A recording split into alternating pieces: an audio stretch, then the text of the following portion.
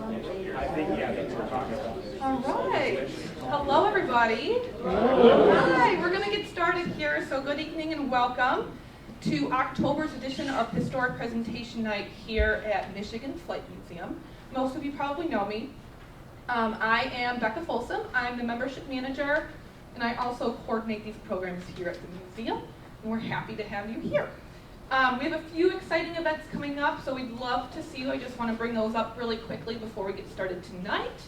We have our last open cockpit day coming up at the museum in October, so we'll have some of the cockpits open to get a deeper dive into some of the static aircraft that we have on display that's typically not open. We'd love to see you. That's on October 20th, which is a Sunday. And then our first ever hangar party is going on at the Roush Aeronautics Center on November 2nd. So it's a World War II themed dance. So we'd love to see you there. There'll be dance lessons. You can dress up if you'd like to. They'll have food. They'll have drinks. It'll be a lot of fun. Information about both of those events, the open cockpit days, admission is included, but the other event, the dance, is a separate ticketed event. So check out our events calendar online to learn more about that. We have historic presentation night programs like this every first Wednesday of each month, with the exception of January. Members can get free admission to these events, so if you're interested in becoming a member, you get free admission to the museum, discounts on air adventure rides, among a whole bunch of other really neat benefits. I'd like everyone to silence their phones if they have them on. We'd really appreciate it. And we are going to hold questions until the end of the program. I'm happy to introduce our speaker for tonight, Philip McEachern. Did I say that right? Nice. He'll be speaking this evening, and we're super excited to have him here. And he's going to take the floor. Thank you.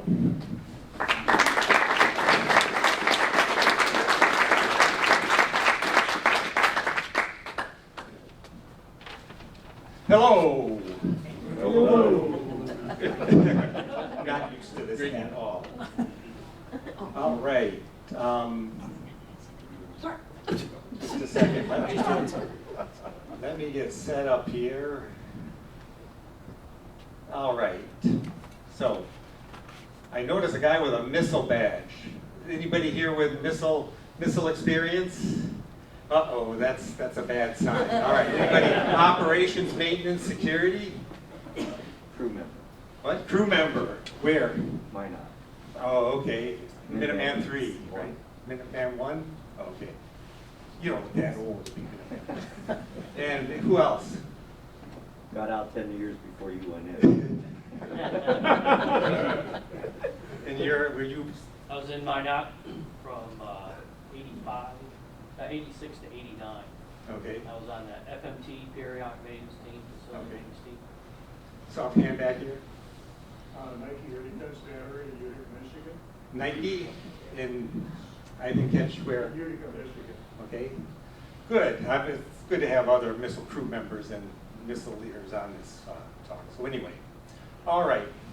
Well, the reason I'm here giving this talk is that 2 years ago, the Steiner boys, Rich and Dave Steiner here, they wanted me to give them a personal tour. They wanted me to give a personal tour of my Air Force experience.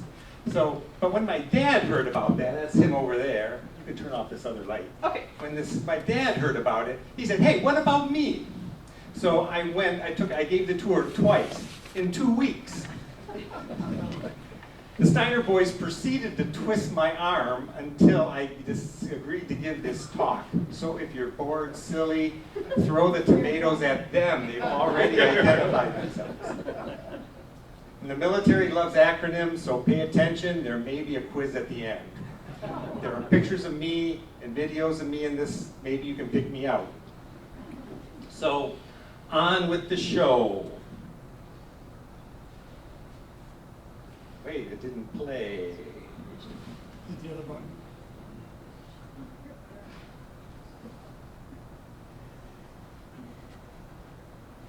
How come it played all? What? The clicker. Remote. I'm sorry, I'm working with two things here. I'm working.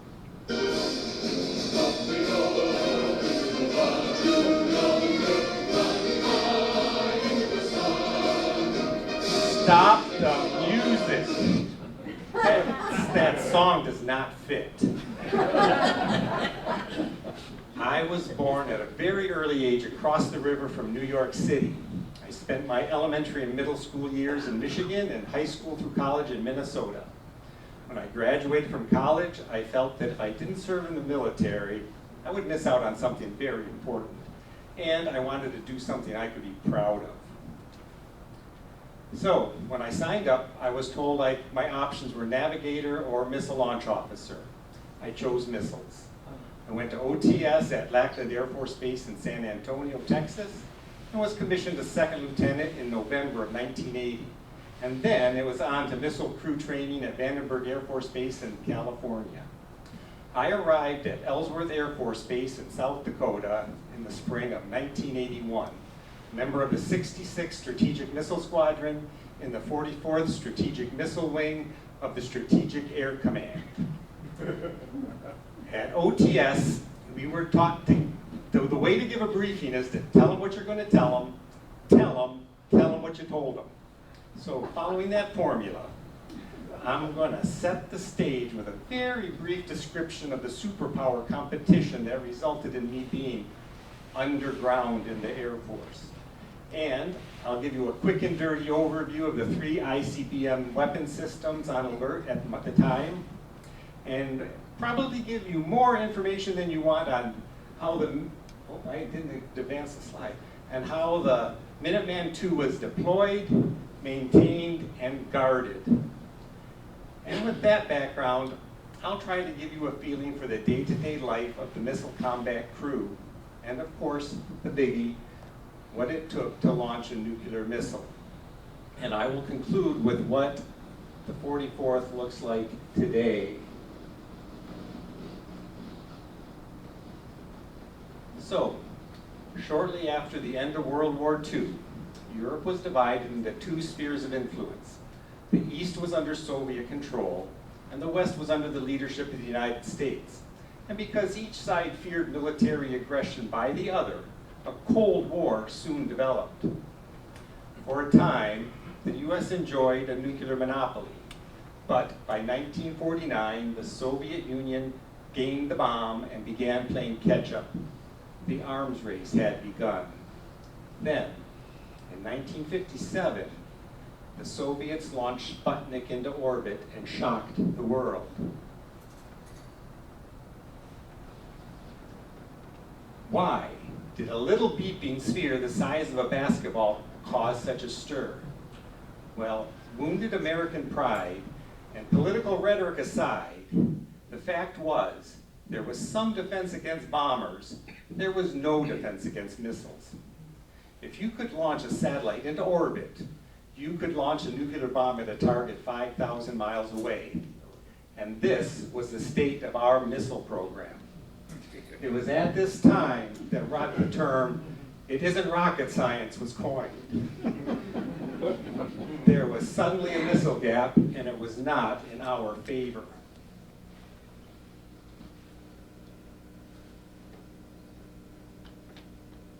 Well, the US overcame that rocket blowing up thing, and we launched our first satellite in January of 1958. However, with no defense against missiles, a new strategy had to be devised. What developed was a policy of deterrence. That is to say, to build up an arsenal so large that if the USSR attacked with nuclear weapons, retaliation by the US would ensure Soviet destruction. This policy was called Mutually Assured Destruction, or MAD. In order to survive a first strike, the US based its nuclear strategy on the nuclear triad. There were 3 legs to the nuclear triad: manned bombers, submarine-based missiles, and land-based intercontinental ballistic missiles, ICBMs. Well, in 1980, in Europe, the large armies of NATO and the Warsaw Pact faced off across the Iron Curtain. Ronald Reagan pledged to defeat the evil empire and win the Cold War.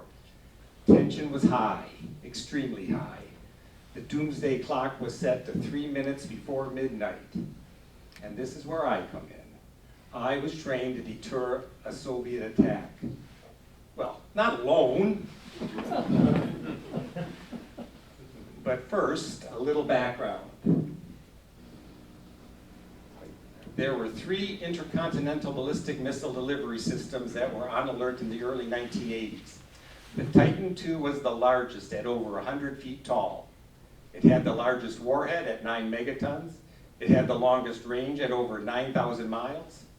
It was also obsolete. It was obsolete because being liquid fueled, it required a 4-man crew for every missile.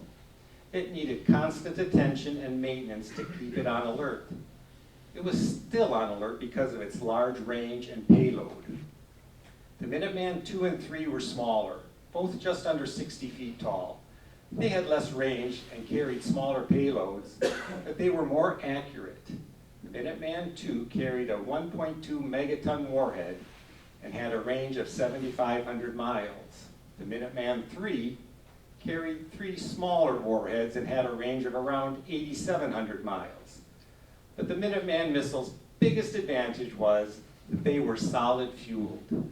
This allowed them to remain on alert indefinitely with minimal maintenance.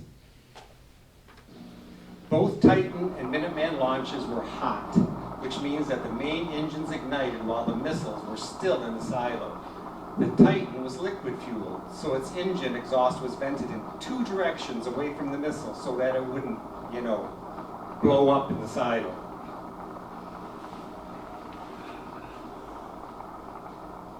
The Minuteman solid fuel did not require venting.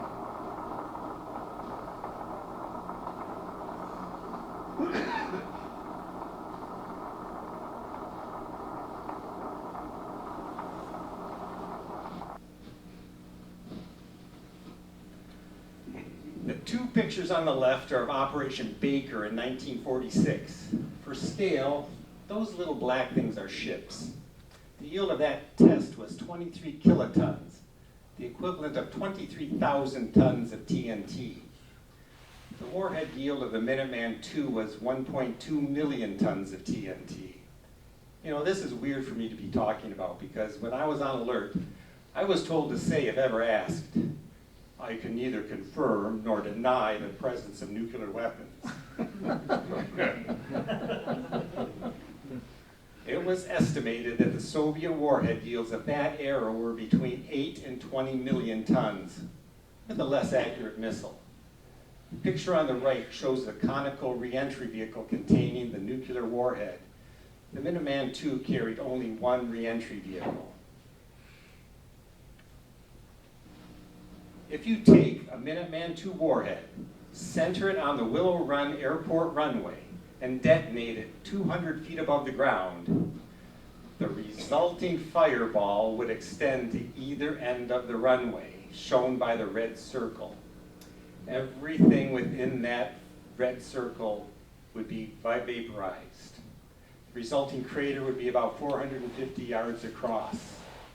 The fireball from the smallest estimated Soviet warhead of that era would extend to the Rawsonville Road I-94 interchange, shown by the yellow circle. So, where were the missiles? These 9 bases hosted missile wings during my tour. The missile fields colored red were Minuteman II. Bases blue are Minuteman III, and the yellow stars are Titan bases. The Minuteman weapon system had an alert rate of 98%, the highest rate in the strategic triad of forces, but they still had to be periodically tested. So, to reach the USSR, missiles travel over the North Pole. If the missiles are going to be tested, it's a good idea for them to go a different direction. At regular intervals, a missile that is on alert is removed from its silo and put in a transporter erector truck and trailer and taken to Vandenberg Air Force Base in California. If you're traveling to California and see this truck, you know what's happening. The missile with a dummy RV is then launched downrange to the Kwajalein Atoll. The accuracy of the RV is measured in terms of CEP, circular error probable. This is defined as the radius of a circle whose perimeter is expected to enclose the landing points of 50% of the RVs. So in English, if the Minuteman II CEP was 200 meters, that means that half of the RVs will land closer than 200 meters to the target.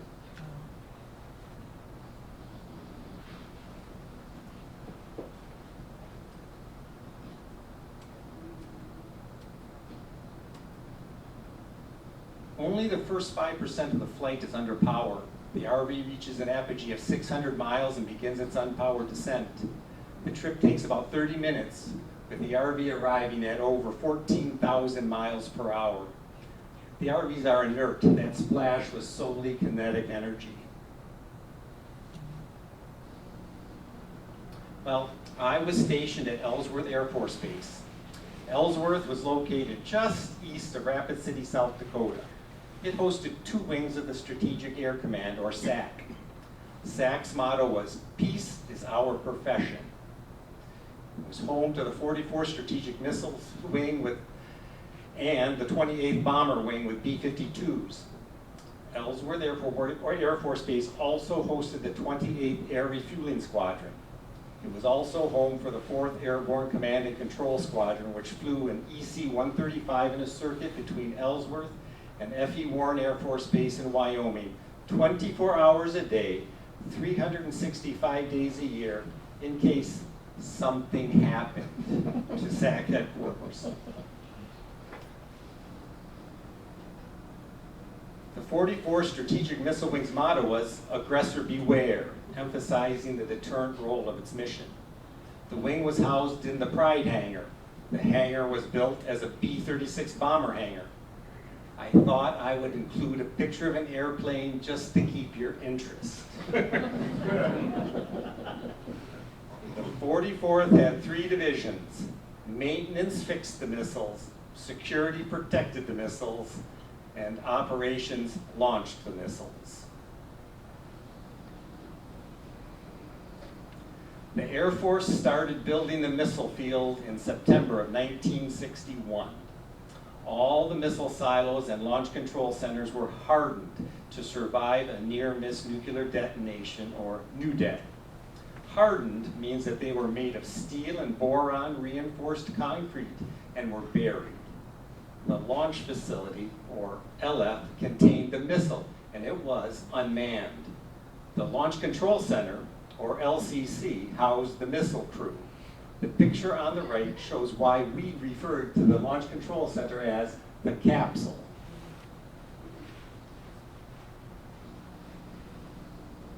All 15 launch control facilities and all 150 Minuteman I missiles were operational and on alert by the end of 1963. The wing was upgraded to Minuteman II by 1973. The picture on the right is how a missile is installed or removed from the silo.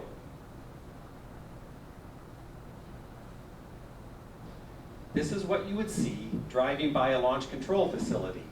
Just a big house with a fence around it. The launch control facility housed the personnel for the flight. There were relaxation areas consisting of a lounge with TV and an exercise room, a kitchen, 2 latrines, that's bathroom for you civilian types, 7 bedrooms, various mechanical equipment rooms, a big garage, the security office, which controlled access to the Launch Control Center, which was buried below the asphalt between the front gate and the building. Well, who was at the Launch Control Facility? The site was continually manned. The facility manager, usually a staff or tech sergeant, was in charge of the site and kept things maintained. There were 2 flight security controllers who were responsible for the security within the flight. Under the direction of the FSC were 4 security police, comprising 2 two-man alert response teams. We called them the art. There was one cook, the only potential female. These people had 3-day tours on the site. The missile crew changed out every 24 hours or until relieved. What would delay relief, you might ask? Well, I was on relief once, and a spring blizzard delayed our relief for 3 days. Okay, I admit that's a bit extreme, but it got me a chopper ride back to base, but I did have to find my car and dig it out of a snow. The LCF also served as a motel. Maintenance teams had a 16-hour window from base to site and back to base. If the team could not get back to base within this window, they stayed overnight at a launch control facility. Now, let's go underground to the Launch Control Center. The entrance to the capsule was protected by a blast door weighing 8 tons. It could withstand a 1,000 psi overpressure. You pump the handle to extend or retract the 12 pins that secured the blast door. The blast door was covered by an opening 5 feet high, 3 feet wide, and about 7 feet of concrete deep.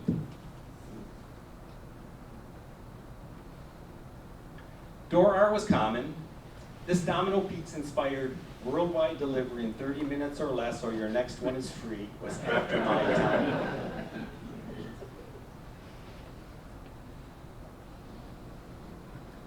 All right, the crew was in a room suspended from the ceiling of the capsule by 4 huge shock absorbers called shock isolators.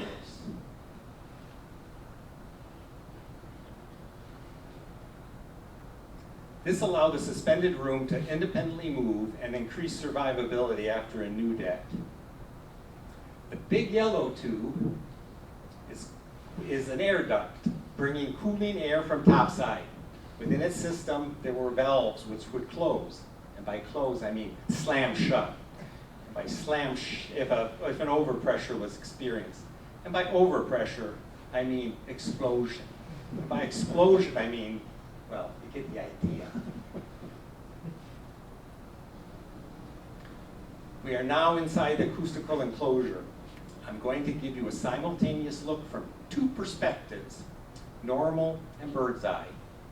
The living space of the enclosure was about 25 feet between the door and the commander's chair and less than 6 feet wide. Let's take a short tour.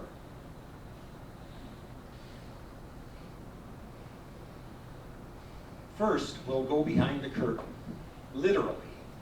This is the P8, or toilet sink to the civilian types.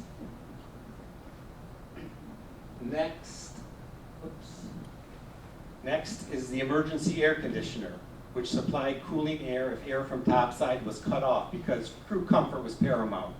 Well, actually, equipment rack comfort was paramount. This is the refrigerator where I kept my Mountain Dew. Then we come to the bed. This is the commander's chair, where the crew commander sat. And this is where the deputy sat.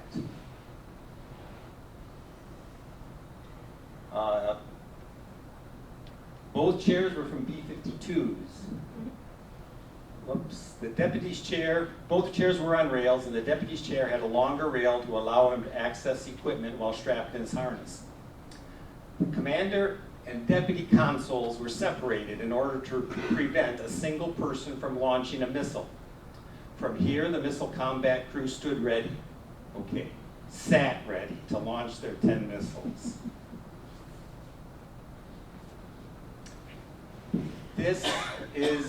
The missile was at the launch facility. As you can see, the launch facility is quite easy to miss if you don't know what to look for. The LF occupied about an acre of land and was enclosed by a chain link fence. The missile was near one end. Have I mentioned that the launch facilities were unmanned day to day? The lid covering the missile is the launcher closure. It weighs about 90 tons. In order for the missile to launch, it had to be removed. It's removed by the pneumatic expansion of a gas. That is to say, compressed air. Let's pause for an anecdote. When the missile system was designed, they built an LF and tested it to make sure everything worked. Test was made to make sure that the lid, that's the blue hexagon, would come off the silo. The successful opening would look like this. What happened, however, was that the 90-ton lid was ejected with such force that it dragged the far end of the fence about 200 feet over the launch tube, making the successful launch of the missile problematic. They solved it with a breakaway fence. Oh, it didn't, okay, there you go. Oh.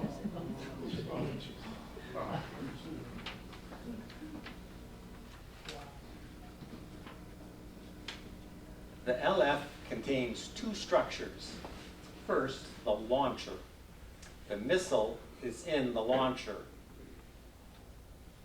The launcher also contains the equipment racks that keep the missile alive and on alert. It also held the batteries for emergency power. The other structure was the soft support building. It was below ground and supplied climate control and backup power to the missile. The LF was on local commercial power day to day. A diesel generator provided backup power, and the missile was kept at a comfy 60 degrees.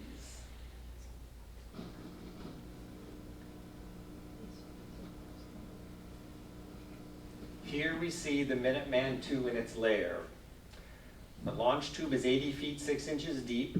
The 58-foot, 76,000-pound missile rests in a suspended cradle for survivability.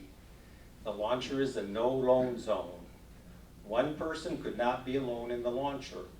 If a two-person maintenance team forgot a wrench and had to go to the truck to get it, both members of the team had to leave the launcher.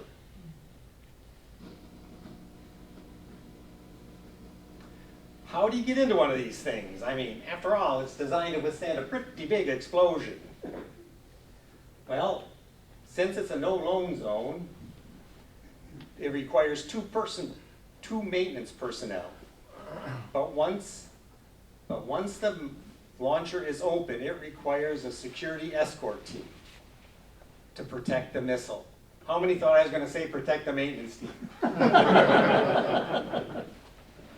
So, every maintenance team is composed of two security police. They come in of two maintenance personnel and two security police. When they come on site, the set team authenticates with the FSC at the LCF, and the maintenance team authenticated with the missile crew in the capsule. Control of the missile itself was split into A side and B side. The set was A side, and they controlled the A plug. Whoops. Okay, the maintenance team was B side, and they controlled the access to the personnel access hatch and the B plug.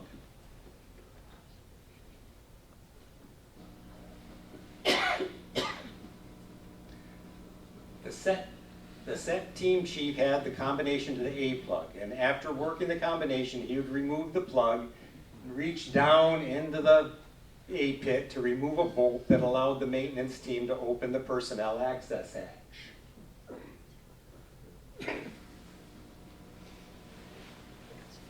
Opening the personnel access hatch, PAH, and the B plug was a team effort.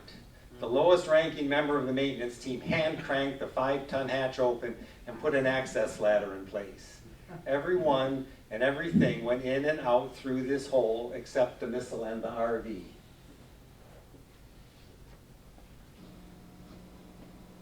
The maintenance crew chief climbed down the ladder and entered the combo to lower the B plug. There were 2 combo dials in case one didn't work, because this 2,000+ pound steel and concrete B plug is the only way in.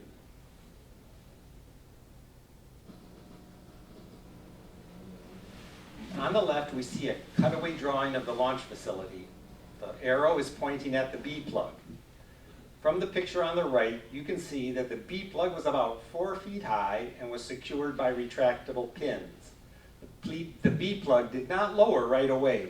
It was on a timer. The timer delayed the lowering of the plug based on the distance the missile was from the missile crew. This allowed time for the ART to respond from the launch facility if required. Watch the B plug in the drawing, the arrow. When it did descend, it deployed a ladder for access. I'm real proud of that animation.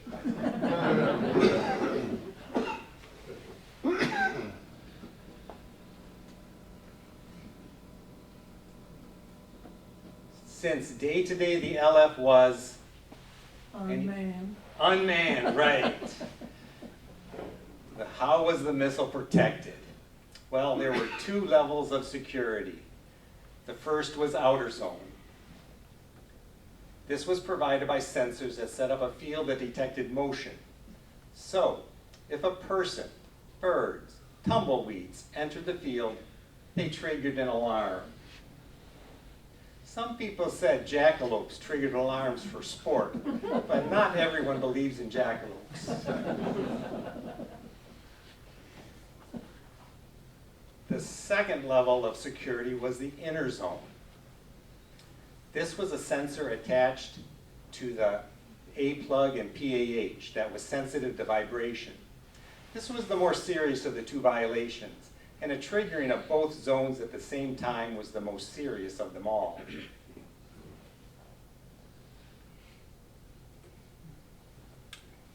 All right. Let's say a bad guy jumps the fence and starts hammering at the A plug, many miles away, deep underground. Okay, we got an outer security and inner security zone violation. Okay, I'll call to the FSC now, okay? Well, all right. There it is, time.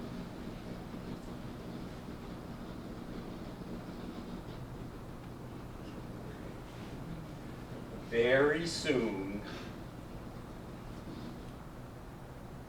two 18-year-olds with M16s. By the way, use of deadly force was authorized. If either of these sensors were once triggered would not reset, for whatever reason, the ART had to remain on site until a camper team arrived. They were called that because they had a camper pickup truck. This two-man team of security police camped on the site until the OZ and or IZ was repaired. That sounds like a fun job. Incidentally, the ART hated that armored vehicle. It had solid rubber tires, rock-hard suspension, no visibility, and was a pig to drive. Now let's look at the makeup of the 44th Strategic Missile Wing. The missile wing was composed of 3 squadrons. Each squadron was made up of 5 flights. Flights were designated by the letters of the alphabet. Alpha, Bravo, Charlie, Delta, Echo for the 66th. And Foxtrot, Golf, Hotel, India, Juliet for the 67th.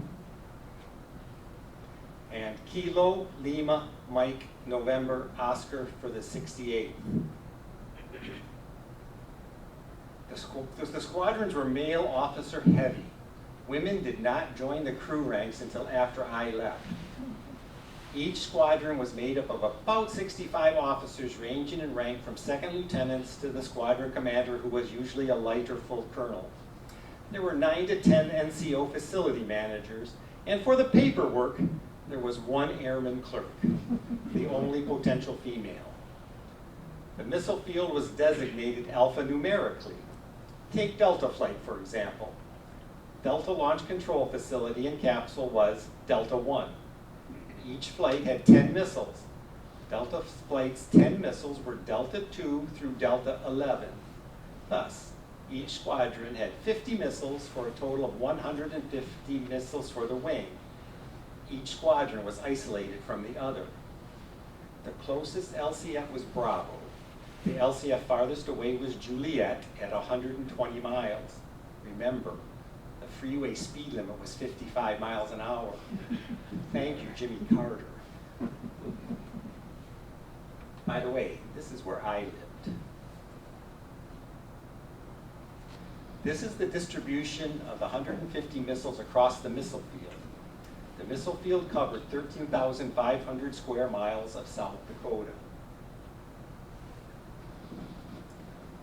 Now, let's look at Bravo flight as an example of missile dispersal and interconnectivity. The launch facility contained one missile and was anybody? Unmanned. Missiles were a minimum of 3 nautical miles apart. And as we see here, the LFs are significantly separated from the missile crew at the Launch Control Center. The distance from Bravo missile crew, as the crow flies, varied from just over 5 miles to just over 12 miles. The LFs and LCCs were connected by pressurized, hardened copper wire cables. Obviously, each Launch Control Center could monitor the 10 missiles in its flight, but it also had the capability to monitor all 150 missiles in the squadron. Okay, and now I'll give you a taste of my experience. In the spring of 1981, after initial training and qualification at Vandenberg Air Force Base in California, I joined the 66th Strategic Missile Squadron, a bright-eyed and eager second lieutenant ready to assume my role as a missile launch officer. I was assigned to Bravo flight. Our job title was Missile Combat Crew, which consisted of a Missile Combat Crew Commander and a Deputy Missile Combat Crew Commander. As a deputy, I didn't have much of a crew to command. However, with my promotion to first lieutenant, I became a Missile Combat Crew Commander, and I had a crew of 1 to command.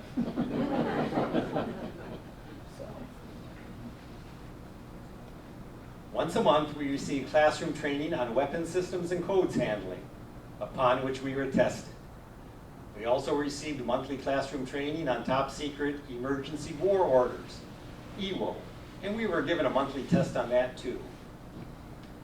Every month, we took this classroom theory into the Missile Procedures Trainer, or just the trainer. The picture on the right, the picture is of a trainer from the instructor's perspective. From there, DOTI could look over the shoulder of the crew. The trainer could simulate most situations realistically. Of course, something like a fire or a near-miss nuclear detonation had to be imagined.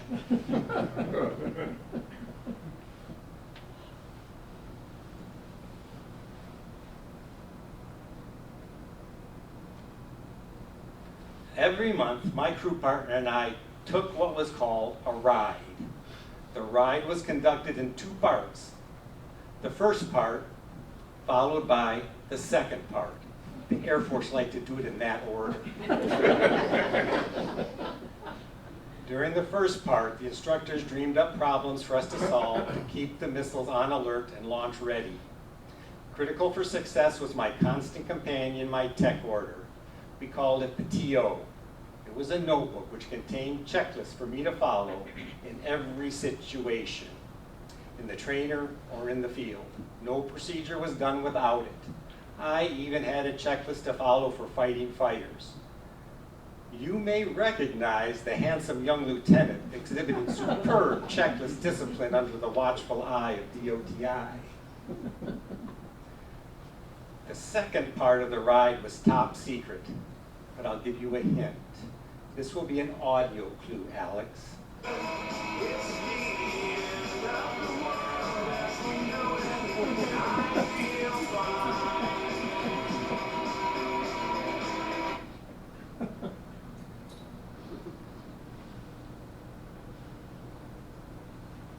Of course, I was tested on my skill, knowledge, and checklist discipline in the field and in the trainer.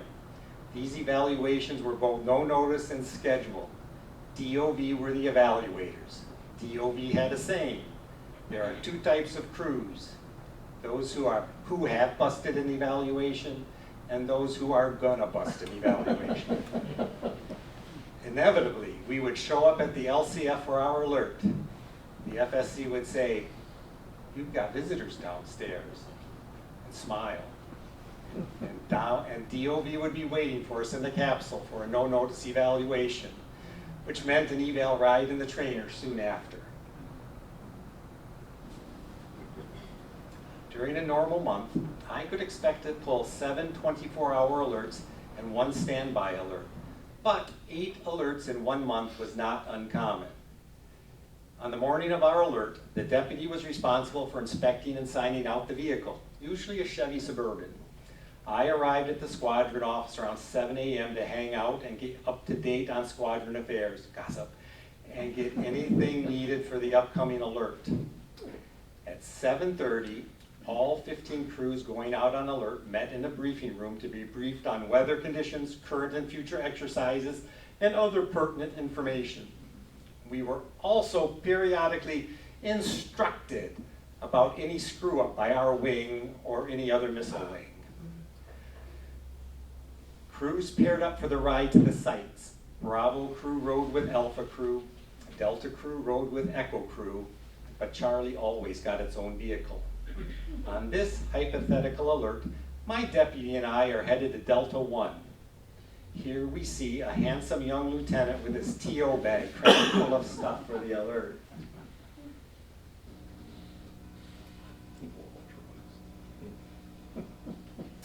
Ever hear of Wall Drug? Yeah. Where the hell is it? Anybody been there? Oh, yeah. Well, they offered free coffee and donuts to Air Force personnel, so of course crew stopped there. Even though Alpha and Bravo crew drove 3.5 miles past their exit and had to backtrack, they still stopped. Bravo was the closest LCF at 50 miles from Ellsworth, and Echo was the farthest at 93 miles. Remember, speed limits were a strictly enforced 55 miles an hour on the freeway and paved roads, and 35 miles an hour on dirt roads. It was a long drive.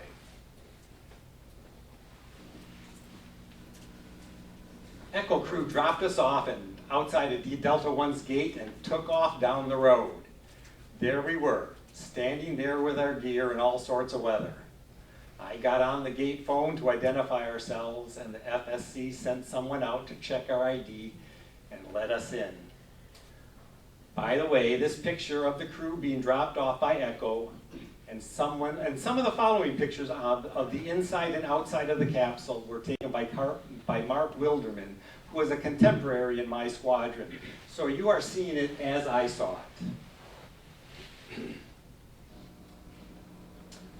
I want to point out that the LCF was a place where use of deadly force was authorized. So, in the LCF, I would get a briefing from the facility manager and then go on into the FSC office and get a briefing on flight security. I would then call down to the capsule and authenticate. Every crew commander had a unique PIN number that was memorized, never written down. I brought with me a code page to encode this number and pass to the crew in the capsule to authenticate my identity. After I authenticated, I gave the FSC the phone, and the deputy in the capsule confirmed to him that the authentication was good. A bad authentication held unpleasant consequences. After I burned my code page, the FSC buzzed the door, and we entered the elevator.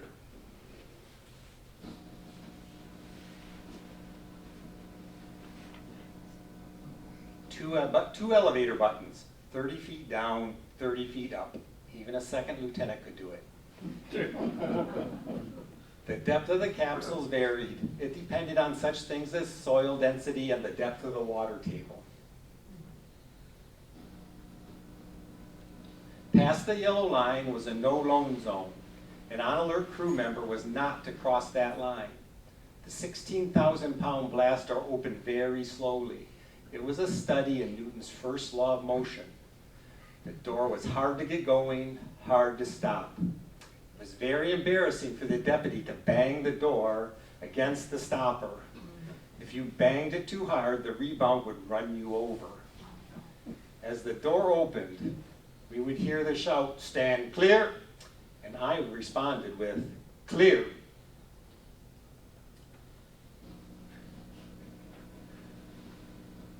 You remember the strategic air motto, "Peace is our profession"?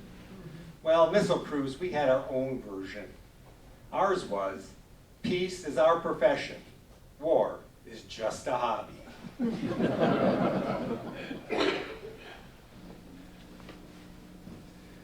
We were greeted warmly by an armed and smiling deputy who would invite us in. While the on-duty deputy pumped the pins to secure the blast door, we crossed the catwalk and entered the acoustical enclosure for changeover.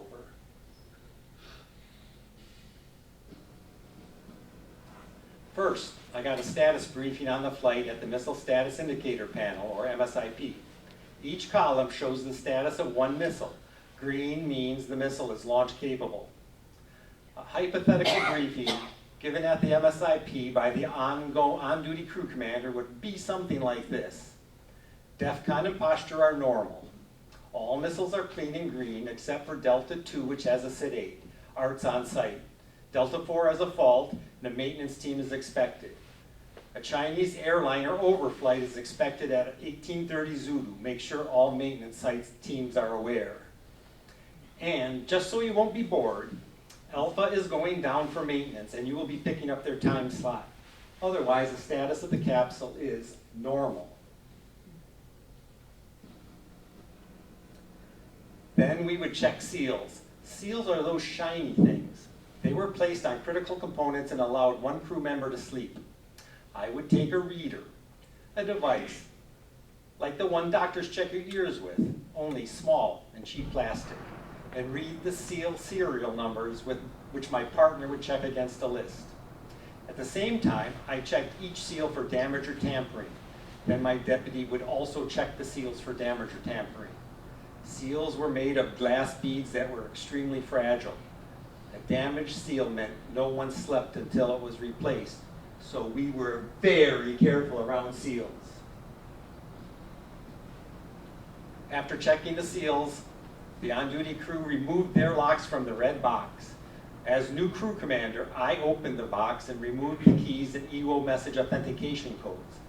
Inside the red booklet were 2 authentication code packets, one for the commander, one for the deputy. The codes were sealed in packets, much like an individual wet napkin pack you might get while eating riblets at Arby's. We checked the keys and code packets for damage or tampering. I put the keys and codes back in the red box. My deputy and I put our locks on the red box. The off-going crew gave us their pistols.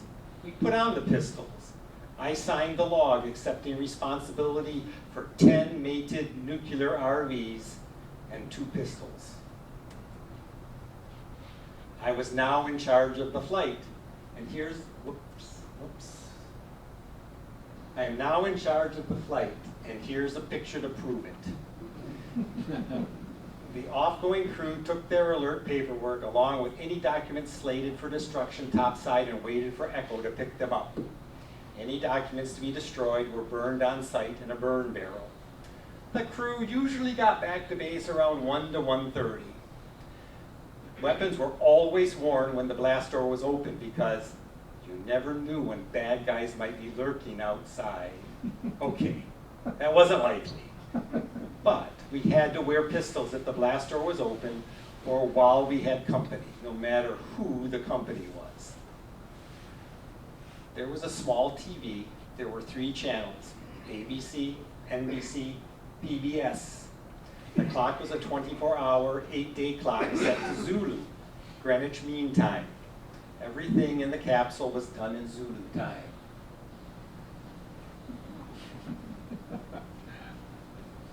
When the old crew was gone and the blast door secure, I hung my pistol on the equipment rack, and my deputy hung his on the blast door. We changed into comfortable, warm clothes because it was cold in the capsule. My feet are resting on the shock isolator. The acoustical enclosure swung easily, and I could rock my deputy to sleep. Old crew, well,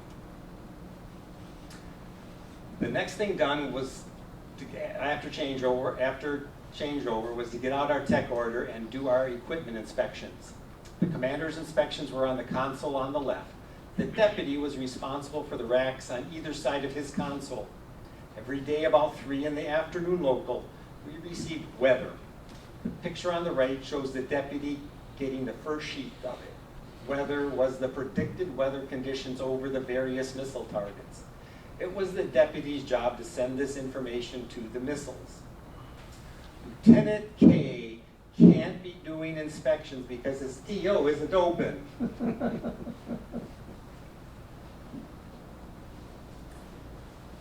After inspections, we would order lunch. Okay, there wasn't a checklist for that.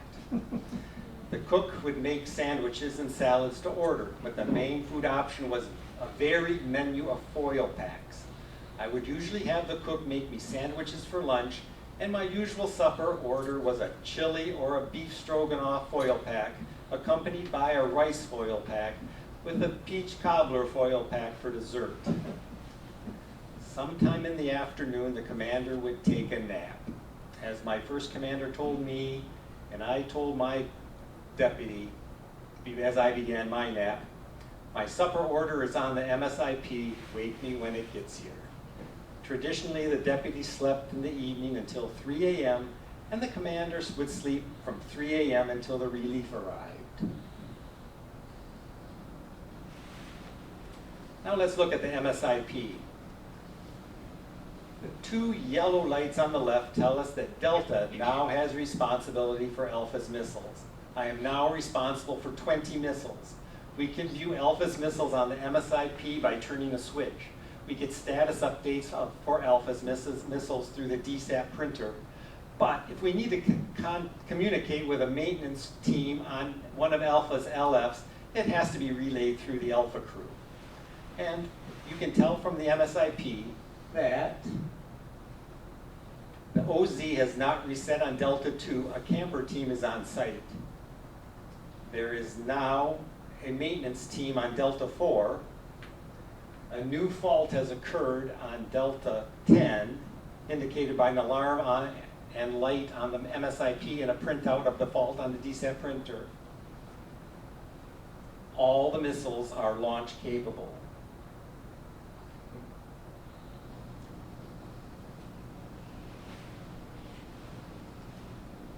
For the Minuteman I, flipping these toggle switches allowed the missiles to be launched. New command and control procedures have made them obsolete. Speaking from personal experience, they don't do anything. When I first started pulling alerts, missile malfunctions were reported by the voice reporting signal assembly, or simply VERSA. To find out what was wrong, you would have to query VERSA. For example, you would select the appropriate LF, and a voice might tell you something like this: Channel 2, Channel 2, Channel 9, Channel 9, Channel 30, Channel 30, all systems monitored, all systems monitored. Somebody watched way too much Star Trek. To see if there was any change in status, you had to query VERSA every hour thereafter until the fault was cleared. Tedious, especially when you had multiple LFs to query. I was very happy when the switch to the DSAT printout, which printed out any change in status automatically. We called job control, that's base maintenance, to report any change in missile status. These were the direct phone lines to the 10 launch facilities. This was the squadron party line and allowed you to talk to any or all of the other capsules in the squadron. Oops, where am I? Okay, this went topside to the flight security controller, and there were 2 outside telephone lines.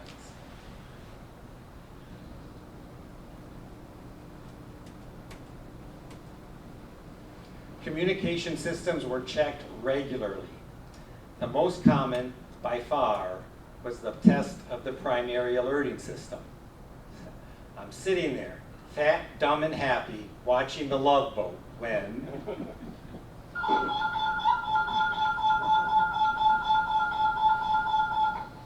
Skybird, this is the SAC Airborne Command Post for the test of the primary alerting system. Acknowledge now. I get on the squadron phone, say Delta, and I'm back watching the Love Boat. The following stations acknowledged by voice. 8th Air Force, over. 8th Air Force, over. 15th Air Force, over. 15th Air Force, over. The primary alerting system was checked frequently. Let me emphasize, frequently. Notice the dents in the steel speaker grill. It didn't dent easily. The warble seemed to annoy at least one crew member.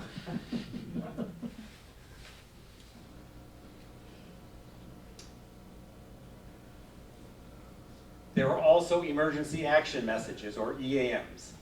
So later, I'm sitting there, still fat, dumb, and happy, watching Letterman.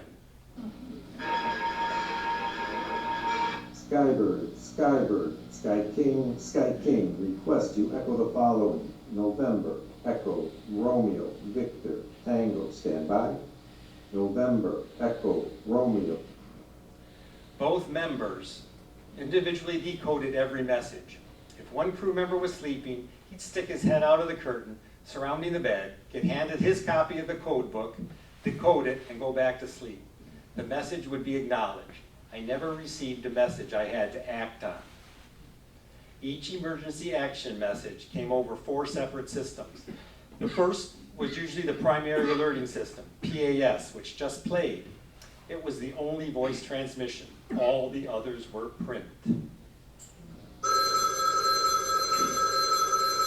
Usually the message came next over SAX. It was checked to make sure it was a duplicate and acknowledged. The same with the Air Force Satellite Communication System, AFSAT. And the same procedure with the Survivable Low Frequency Communication System, SLFCS. This came last. It was transmitted through the ground and water to submarines as well as to us. It was slow. Baud rate is the number of characters transmitted per second. Dial-up phone internet in the 90s topped out at a baud rate of about 56,000.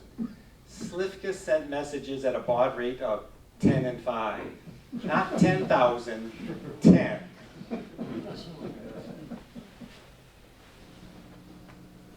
So, what was it like to be locked in a room for 24 hours, waiting for the order to launch nuclear weapons? Routine. I remember clearly the beginning of my first alert. I had been trained for months in the trainer where something was always happening. On my first alert, I changed my clothes, did my inspections, and waited for something to happen. Brad, my commander, looked at me, laughed, and said, "It's not a trainer ride, Philip. Have a seat." Went and turned on the radio. Simon and Garfunkel were singing The Boxer. But the routine was intermixed with irritation. I played the message alarm so you could get an idea of the environment. The alarms were irritating, especially if there was heavy message traffic at 2 in the morning. And as for the message traffic itself, I will admit I got a shot of adrenaline when the first message I had decoded in the field. But since the messages were always for someone else and never us, they very quickly became routine. Well, now let's transition from the routine of day-to-day to the hypothetical.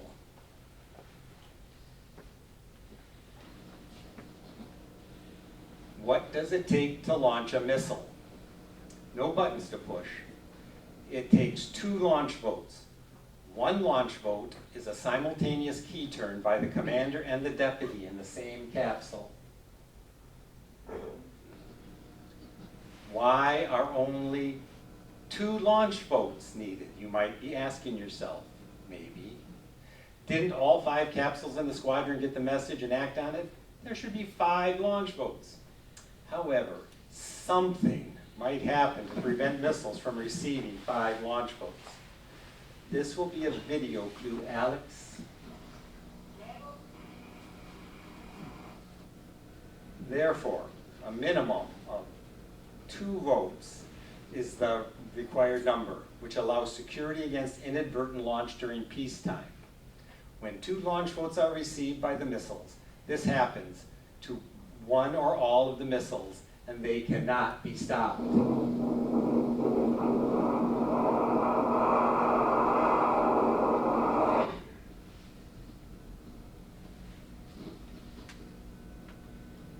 So, what's the process that leads to a crew receiving a launch boat?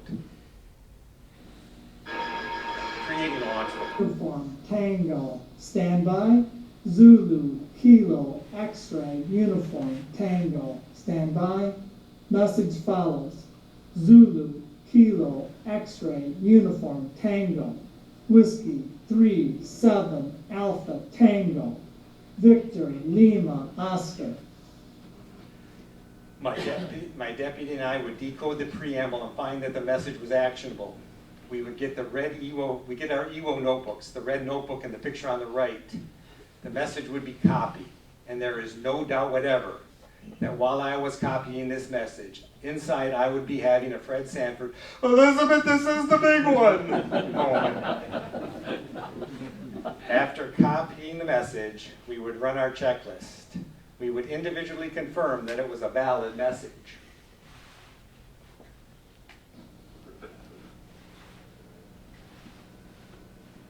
We would then open the red box and remove keys and authentication codes. We would then authenticate the message by opening the code packet and individually matching that code to the code in the message. This confirmed that the message came from the President. The President and only the President has the authority to authorize the use of nuclear weapons, and it's his decision alone. The President must send out the order. If the codes don't match, we stop right there. If they do, we continue the checklist. We would insert keys. Go ahead and insert your key.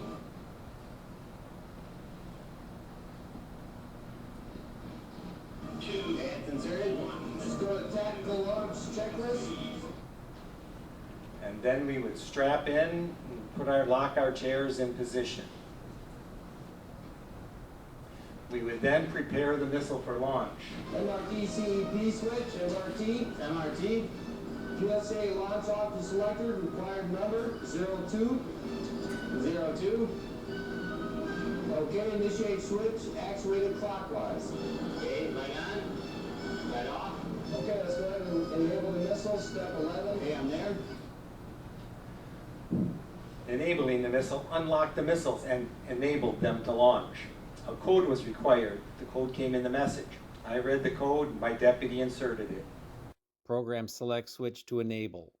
Enable. Flight select switch to required flight. All. Insert enable code. Tango. Tango, Victor. Victor, Sierra. Sierra, Alpha. Alpha, Enable switch down and lock. lock, Initiate counterclockwise. Light on, light off.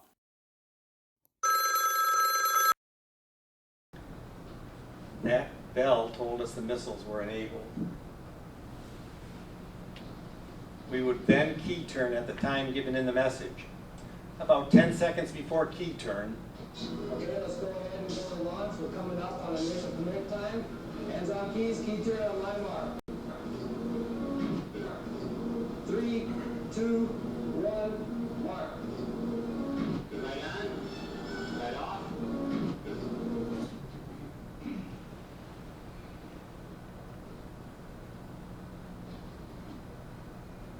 and when 2 launch votes were received,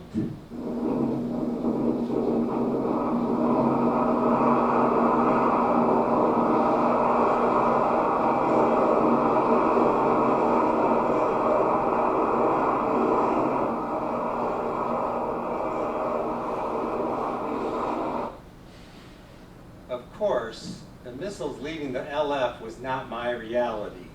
This would be my reality.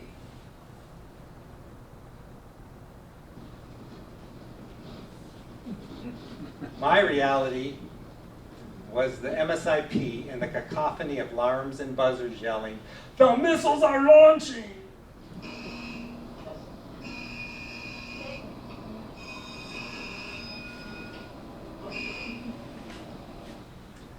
I waited and monitored for launch indication. This shows 3 missiles gone and 1 launch in progress. I prepared a launch report and waited for Echo to call for it. Kind of anticlimactic.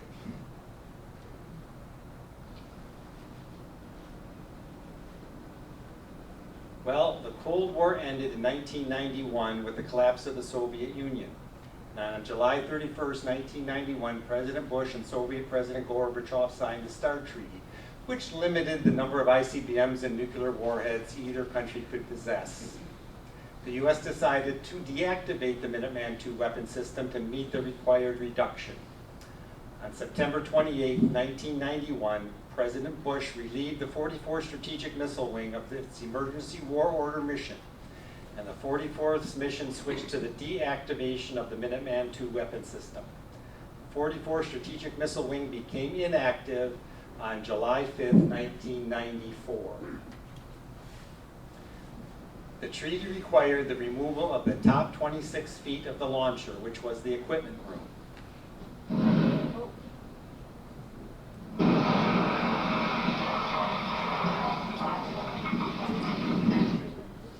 Everything was removed to the 26-foot depth. The remaining 50 feet plus of launch tube was filled with blast rubble and capped with concrete. The hole was backfilled with dirt. No digging deeper than 2 feet is allowed. Meanwhile, at the launch control facility, everything salvageable in the capsule was removed. The blast door was welded shut. The elevator shaft was filled with dirt. Meanwhile, the landowners abutting the launch facilities and launch control facilities were given first refusal to buy the properties. Today, the LCFs have been taken over by locals and have become homes for the ranchers and their families. The LFs have become storage areas for hay and equipment. Well, the Strategic Air Command and the 44th Strategic Missile Wing are now relics of the past. I ended my time in the Air Force at Delta Flight. In Delta One, the capsule I spent a lot of time in is now a National Historic Site run by the National Park Service, and multiple tours are given daily.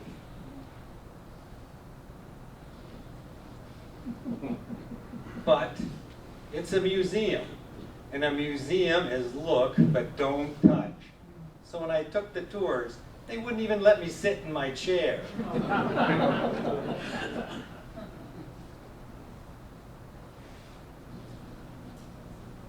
I joined the Air Force to serve my country and do something I could be proud of. Because the Minuteman II played an important role in deterring and ultimately defeating the Soviet Union, I'm proud I was a Missile Combat Crew Commander. However, nothing makes you feel so old as when your former workplace is a National Historic Site. I guess we have questions, if any.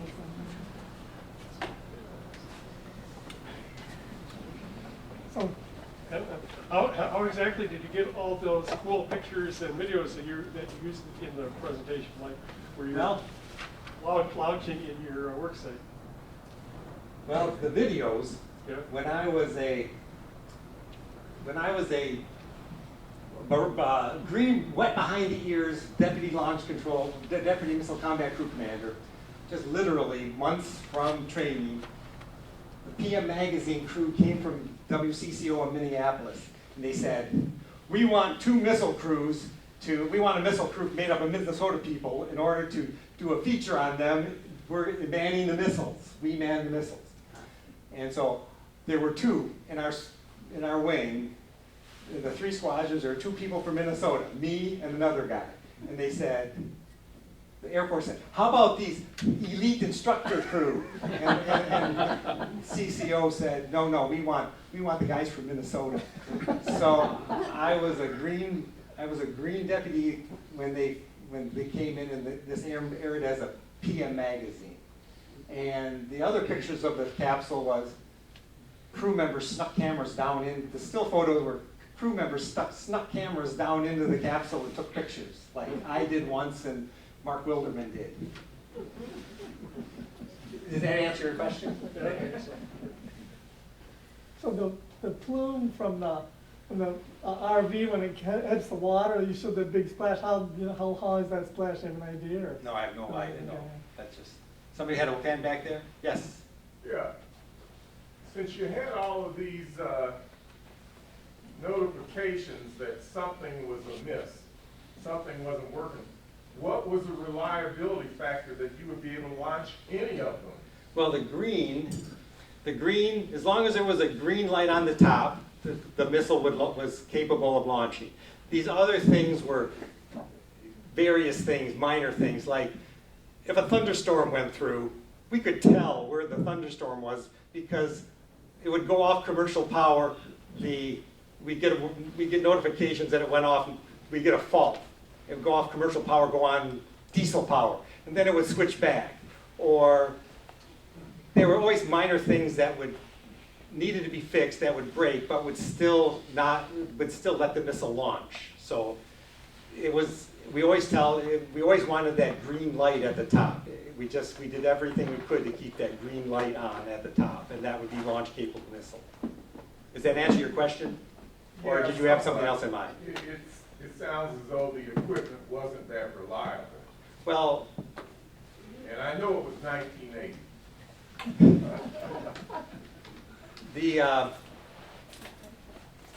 I don't know how, I just assumed as long as that green light, that's all I cared about. I just wanted to make sure that green light stayed on. Okay, another question I have is, if you and your deputy buddy decided to turn the keys to launch, without all of these EWOs and official messages from POTUS, if you decided to turn those keys at 0900, how long would it take before the missile emerged from the silo? It would not. For one thing, it needed an enable code. You'd have to know the enable code. If you didn't have that, you couldn't launch, the missile would not unlock. The other thing is, if there was only one launch vote, any capsule could inhibit and stop the launch. So if somebody did get an enable code, and the crew turned keys, and one launch vote was submitted, and there was no authorized message, 4 other crew members would be breaking their necks to get to the inhibit switch, to turn that switch to stop that launch. And when there's only one launch vote, the launch could be stopped. If there was 2 launch votes, it could not be stopped. Yes? Did you go to various levels of like condition 4, condition 3, and you had different... You mean DEFCON and posture and things like that? Yeah. Our DEFCON and posture stayed the same. I had never experienced any change in DEFCON or posture. So that, I can't speak for anybody else, but my experience was the DEFCON and posture was always normal. How comfortable was your posture in those chairs? How comfortable was the what? Are those chairs comfortable? The chairs were fairly comfortable, yes. They were, yes. And I could put my feet up. I saw a hand, yes. Any insight comparing the Soviet system to our system that you just described? We didn't know, they didn't tell us, we didn't know really anything about the Soviet system. So, only thing we know, this is the only thing I was told, and I don't know how accurate it is, but the U.S. I was told that the U.S. was worried about the safeguards for launching missiles. The U.S. thought that the Soviet was too by the seat of their pants and they needed more safeguards in controlling of launching. And so I was told, we hinted, here, why don't you try, look at our protocols for safety and launch protection and safeguards, and maybe you might consider using them. But that's all, but as far as us, we didn't know anything about what the Soviets did. Yes? I might comment on that. I had Nuclear Weapons Release Authority as command duty officer in the Mediterranean. And we had to go through a class about the EMAS messages and how we went through that. And the guy told us, he said, we, through a spy that we set up, leaked our nuclear control procedures to the Russians, so they would think they stole them and use them instead of us telling them, here's how Oh, you do okay, it. That's what the instructor That's the said. story I heard. That's the story I heard. Yeah, yeah. I didn't remember it that well. Yeah. Yes. How often were you stuck in the module because of snowstorms and relief crew couldn't get there? Well, relief was pretty regular, and actually, unless somebody got sick and they had to call in a stand. Okay, you want to hear a story about my own failure? Here's a personal anecdote from my own experience. This is why relief might be delayed, aside from a blizzard. All right, we had a practical joker in our squadron, and he was always playing practical jokes. So I was on standby one day, and I had never expected to go out on standby. Nobody ever went out on standby, or rarely. So I was up late, slept in, get a call at 7 in the morning. Lieutenant McEachern, Mike Baer, who was my flight commander, come in, you got to come in on alert. You're called in on standby. I said, Mike, are you officer of the day? He's a practical joker. He's a big practical. We had a new squadron commander. Squadron commander called him into his office and asked him if he played squash. And he says, no, but Mike Campion does. Mike Campion never played squash in his life. He thought it was a vegetable. So he called me. I said, Mike, are you the officer of the day? And he said, no. I said, well, give me Major Casper. You know, he's gone off the phone. He said, Major Casper says, get your butt in here. I said, very funny, Mike. And I hung up the phone and went back to sleep. Oh, no. 2 hours later, officer of the day called me, where are you? And I came in, and so the relief was delayed 2 hours. I was not a popular person, I can tell you that right now. I got a call in the afternoon. The squadron commander wants to see you tomorrow morning when you get back, or tomorrow afternoon when you get back. Colonel Keene wants to see you. I said, okay. So I went into Colonel Keene's office, and he said, why didn't you go out on standby yesterday? And I said, well, Mike Baer called me, and he went, and I said, I asked for Major Casper. I asked to speak to Major Casper, and Major, get in here. Major Casper, Lieutenant McEachern asked to speak to you yesterday morning? And he said, yes, Colonel, he did, but I was busy. And I didn't speak to him.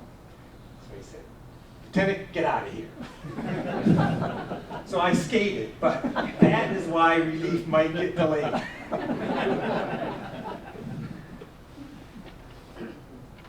So you guys rotated every 24 hours then? Is that how that works? No, we pulled, we had 7 scheduled alerts with 1 standby, or 8 alerts. So it wasn't, the old crews, maybe Minuteman 1, the older crews would spend 24 hours, they spent 3 days out there and rotate every 12 hours.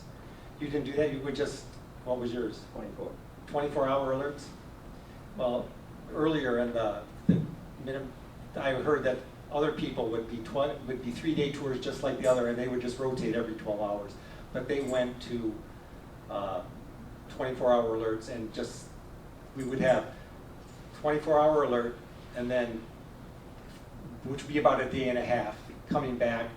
We'd get there at 7 in the morning, come back around 2 o'clock, at 1 to 2 o'clock in the afternoon the next day.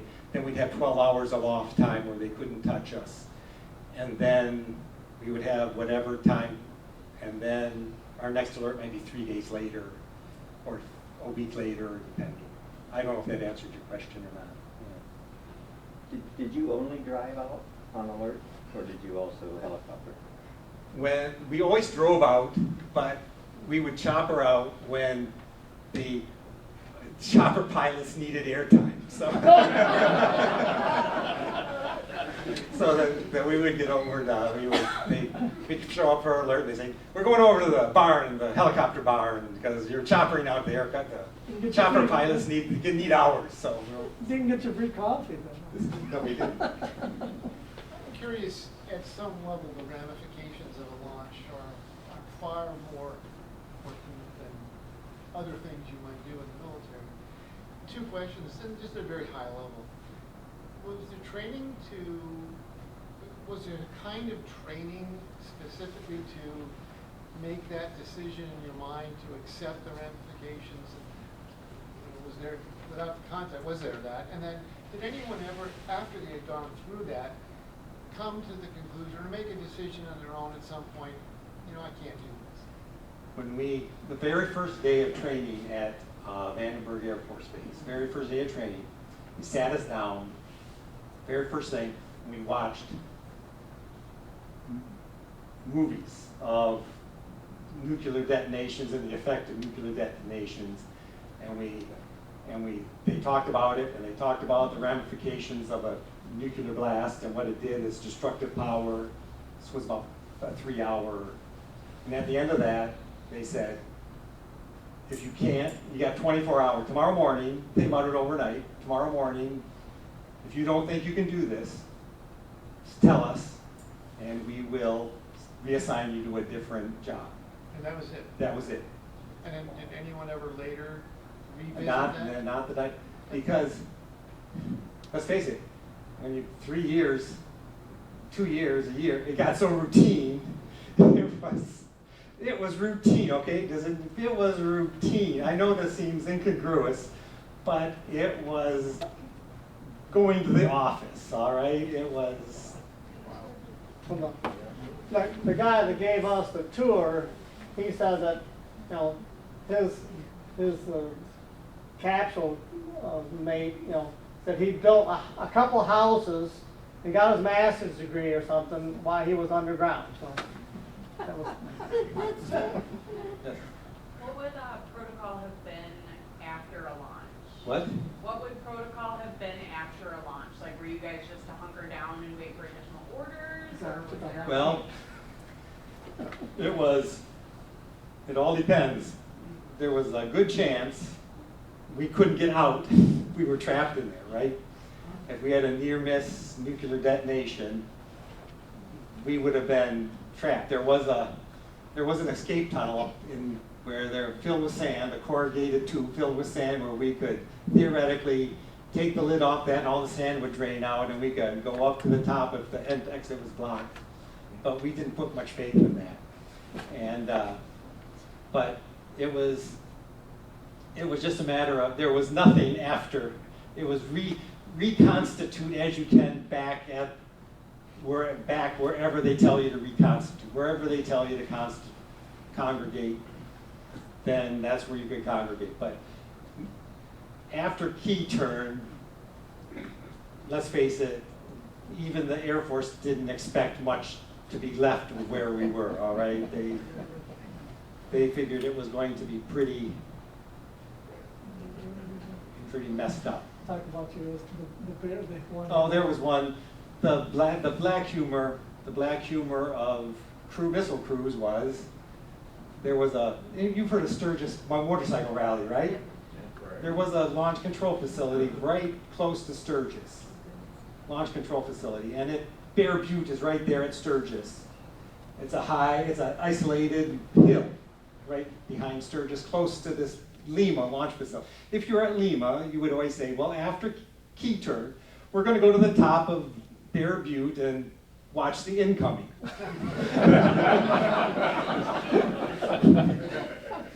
So I guess your answer is there was nothing after key turn. You mentioned about you guys talked about maintenance, but the one about one of the silos full with water, what did they do?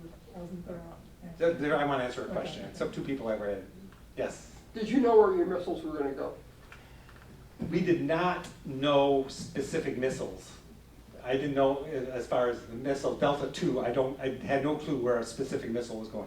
They would tell us during EWO training and when we were training on our emergency war orders, we'd get an intelligence briefing, and occasionally the intelligence officer would tell us where missiles were going. But we didn't know, they never said, Delta 3 is going here and Delta 5 is going there. We had no clue where they were going. Okay. To answer her question, typical SAC, launcher and program select switches off. After the Say that again, say that again. Launcher and program select switches off. You bring your TO? Did you steal it? I gotta look at that TO. They gave it to us. What? They gave them to us. They didn't give up, they kept this. I did steal my flight jacket though. You had a question back there?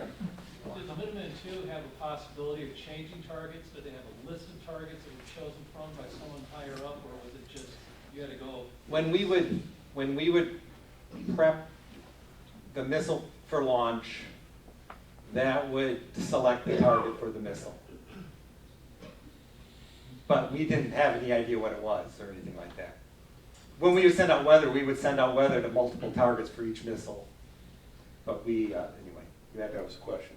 Who programmed the location of target? Okay. How many missiles were you in charge of?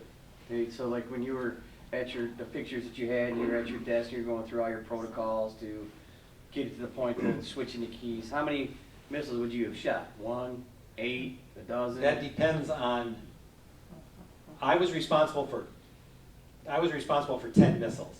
I was responsible for, at one point, I was responsible for 30 missiles when they were upgrading capsules, and 2 capsules went down. They transferred a time slot, like I said there, and I got 20 missiles. There was one time when they were installing some new equipment, and they had 2 capsules down, and they transferred 2 flights to 1 flight. So 1 flight was responsible for monitoring 30 missiles. So I was one of the most powerful countries in the world for a short period of time. But when we launched, you notice that in that the flight select was all. When we enabled the missiles, we enabled all of them. And when we key turned, it was key turned for every missile in the flight. And that might just be depending on the war plan. It might be 1 missile, or it might be all 50 missiles, or anything in between. Wow. Just to clarify, you said the commander-in-chief only is the one to authorize launch of a missile, but obviously the commander-in-chief doesn't contact you. The generals are told by him to send you a code, right? Yeah. So is there a protocol for if the president is killed? Well, that was the authentication code. Only the president had that authentication code. So if that authentication code was in the message, that meant that was the authentication that it came from POTUS. But if they still had to fire the missiles, and he was the only one ostensibly, as you're saying, knows the code. It would be whoever was next in command. Yeah. Okay. So whoever was the acting president or on down the line. Yes? I got a question. I don't know if you know or if any of you guys know in the room. I was a Navy brat, so this is all beyond me. But there were missiles on Belle Isle. Does anyone know about those? Those are Nike. There are silos on Belle Isle? Which part? Nike. Somebody said they were Nikes. They were air defense. Yeah, air defense. Those are air defense That was missiles. part of the Metro Detroit air defense system. There were 16 bases like that.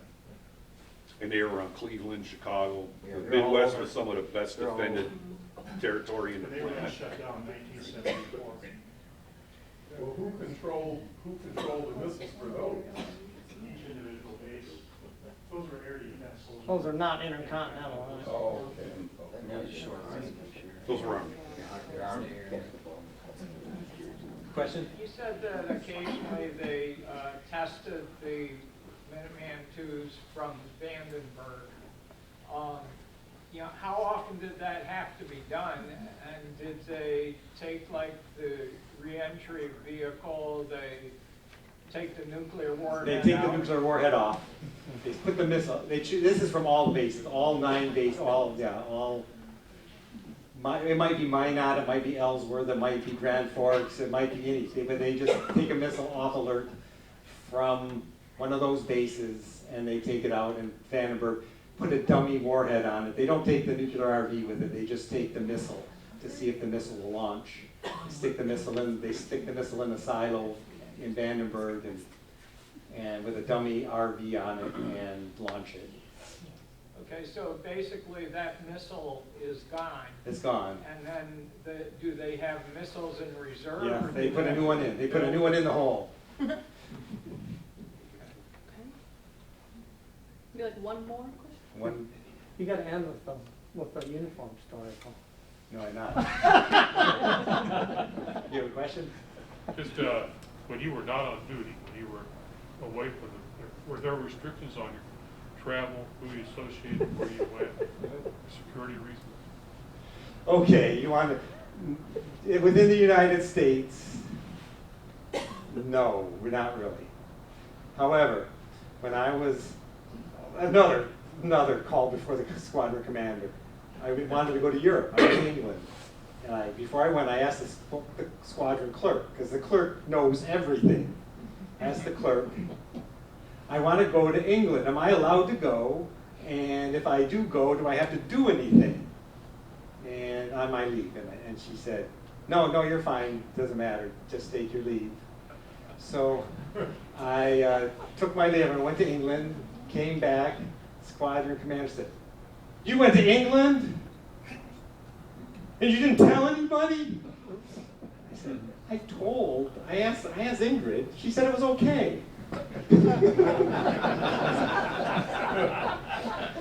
So I got yelled at by the squadron commander. I didn't get into real trouble for it because I asked about it. But so apparently I was not supposed to go to Europe because Europe was in turmoil, and I was not, my knowledge apparently, I was not supposed to go to Europe during that time.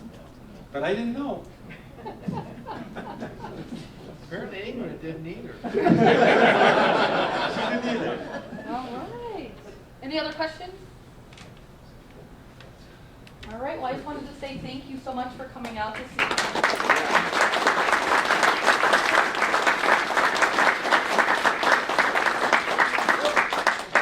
As a reminder, we have these programs on the first Wednesday evening of each month besides the month of January. We won't be here.